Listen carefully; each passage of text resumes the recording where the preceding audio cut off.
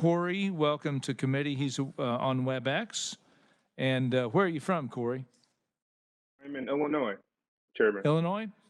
Yes, sir. Thank you very much. Okay, Kouri, go ahead. Good morning, Chair Olson and members of the committee. My name is Kouri Marshall, and I serve as the Director of State and Local Government Relations in the Central U.S. for Chamber of Progress, a tech industry coalition committed to ensuring all Americans benefit from technological leaps. Our corporate partners include companies like Google, but our partners do not have a vote or a veto over our position. We urge your committee to oppose SB 50. This bill would allow offensive and harmful content to flourish in online communities.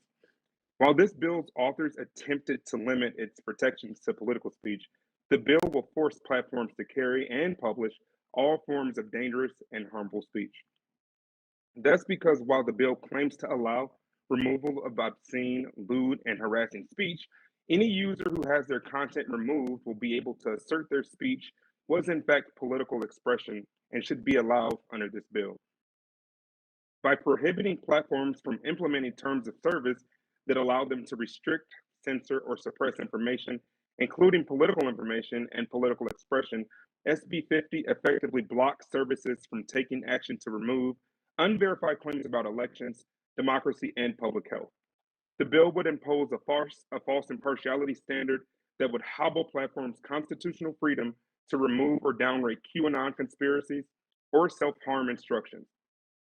For example, under this bill, doxing state and local elected officials, leaders, harassing users with opposing views, organizing political insurrection, and spreading health misinformation would all be protected as political expression, and online platforms would be forbidden from removing that content from their services.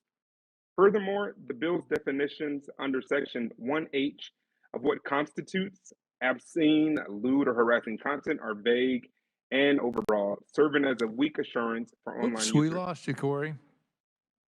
Can you hear me? Kouri, are you there? Yes, I'm here. WebEx is being a problem. Yeah.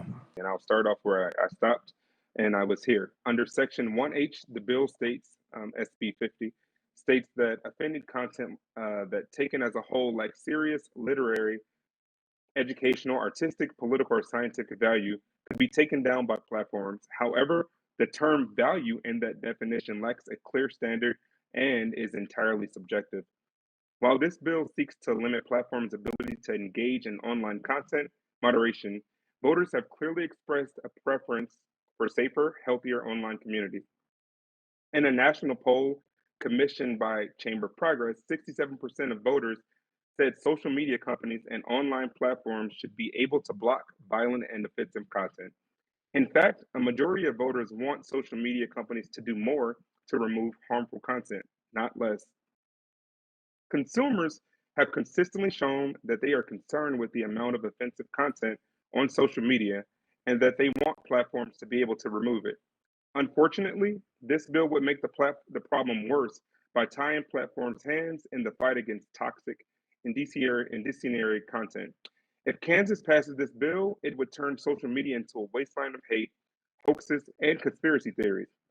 No one wants the internet to become a cesspool of lies and hate. We urge you to listen to the concerns raised by voters and fellow lawmakers and reject SB 50. Thank you. Committee, any questions for either of our oral opponents? Senator Holscher? Yes, thank you. I don't care who wants to address it, but I was just thinking about, what would prevent a person then under this bill from posting something that's just totally inaccurate, but then saying, well, it can't be taken off because it was political? I mean, does it allow a certain amount of cover is what I'm wondering. Jordan or Kouri, either one who'd like to speak to that? Yes, that was part of what I was testifying in support of is exactly the point that you're raising now, Senator.